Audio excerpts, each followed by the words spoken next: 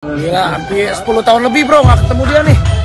Gila, Tom. Lindungi dia, terima kasih. Amin bro, sama-sama lah bro. Keren bro.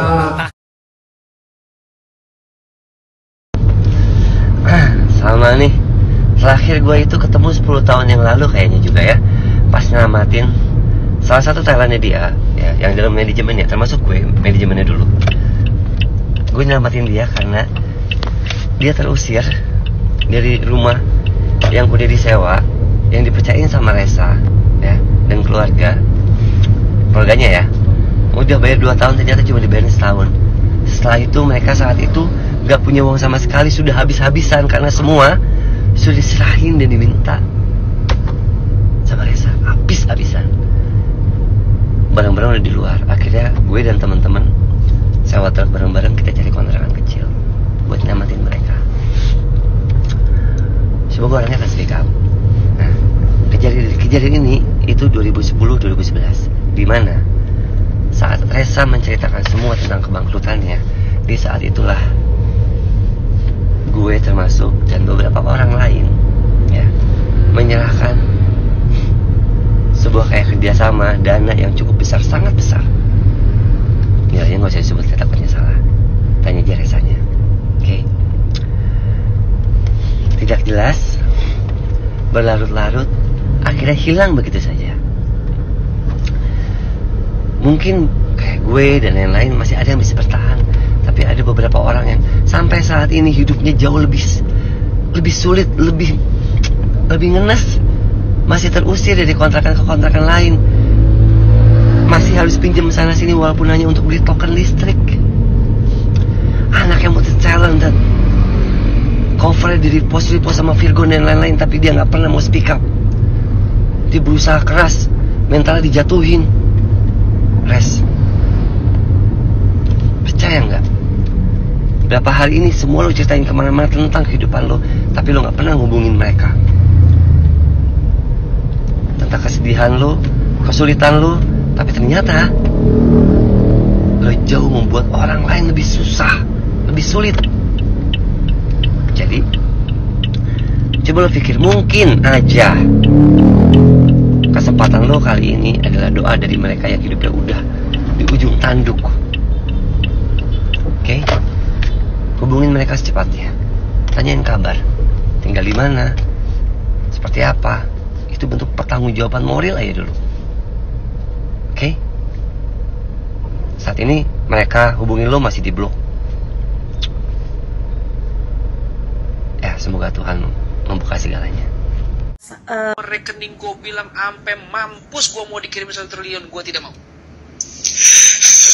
Lu ngomong apaan sih Resa? Lu bisa drama, bisa lu sok soleh, lu bisa dengan sopan santun. Ya orang percaya aja sih. Taruh di rekening satuan gak kerja, terus lu korban-korban lu salah satunya termasuk gua. Kalau dilihat-lihat dari ceritanya si abang tadi, sepertinya Babang Resa Herlambang mempunyai cerita masa lalu yang belum selesai. Kita sih nggak tahu yang mana sebenarnya apa yang terjadi, mana yang benar, mana yang enggak. Tapi di balik cerita kesusahannya Mas Resa Herlambang ini ternyata tersimpan suatu kasus atau suatu case yang belum kelar sama temannya sendiri. Gimana Bang Resa? Kira-kira omongan si abang ini memang benar atau Bang Resanya emang sengaja lari dari tanggung jawab? Kalau rekening gue bilang ampe mampus, gue mau dikirim 1 triliun, gue tidak mau. Dulu emang kaya apa sih? Nggak, kalau dibilang kaya apa juga maksudnya aku nggak pernah nyebut itu kaya, cuma alhamdulillah mungkin karena waktu itu kan aku SMA remaja, jadi hanya menikmati fasilitas yang diberikan orang tua aja. Jadi kalau sekarang kan yang maaf ya, yang flexing tuh udah banyak banget. Kalau zaman dulu itu kan belum banyak. Tapi lu tuh termasuk yang menunjukkan kekayaannya. Jadi salah satu cowok muda kaya itu Resa Herlambang saat itu ya. Video klipnya keren-keren. Ya. Cuma memang waktu itu memang hidupnya ya enak banget si anak ini, si Resa ini memang enak banget hidupnya, maksudnya nggak mikirin apa-apa ya, mau kemana-mana semua fasilitas ada gitu, nggak perlu ibaratnya mau nyanyi, sebenarnya nyanyi juga. Jadi 180 derajat pernah berubah tuh bro? Berubah dalam waktu yang cepat, jadi mungkin yang perubahan yang kita nggak siap karena perubahannya cepat banget. Aku juga nggak pernah mau nanya waktu itu sama mama atau papa, apa sih yang membuatkan ini? Karena kan kita tuh kalau ketemu aja makan kadang-kadang almarhum mama papa tuh cuma naruh surat di kamar gitu ya, hari Rabu makan jam sini di sini gitu. Jadi ya kita cuma main, papa mama kerja, pulang ketemu gitu. Hanya menikmati fasilitas, suruh nyanyi.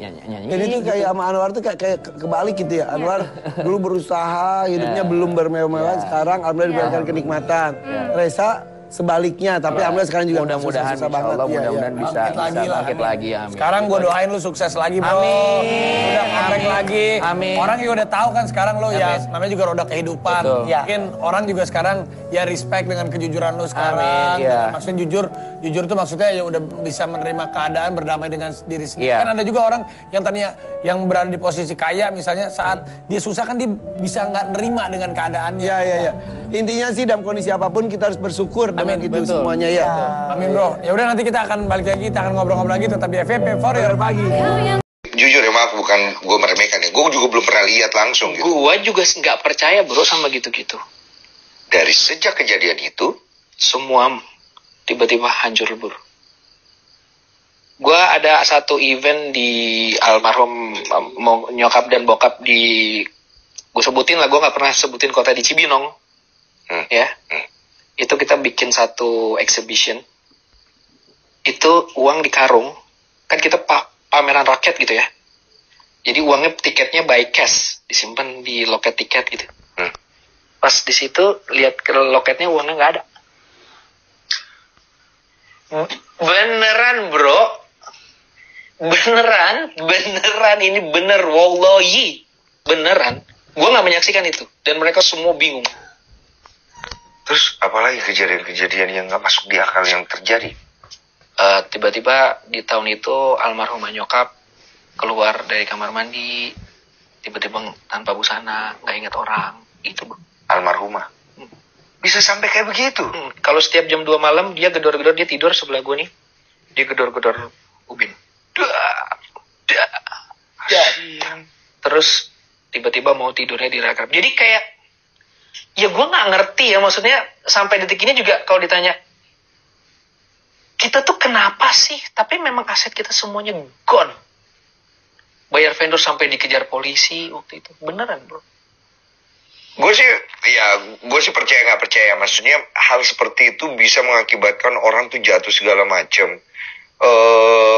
Bukan gue berpikir yang buruk ya, cuman itu jahat sekali loh. Ya kalau dibilang nurani gue ya bro, pada saat itu dengar kejadian itu, lihat gitu, mungkin gue rasanya kalau ketemu tahu orang yang itu gue bunuh kali bro. Iyalah, Pasti jahat bro itu. Kemudian akhirnya hilang semua, rumah dijual, lu pindah ke rumah tante lu. Sebulan. Nyokap berpulang dari kejadian itu berapa lama? Oh, nyokap baru meninggal bro kemarin. Oh baru nih. Jadi selama ini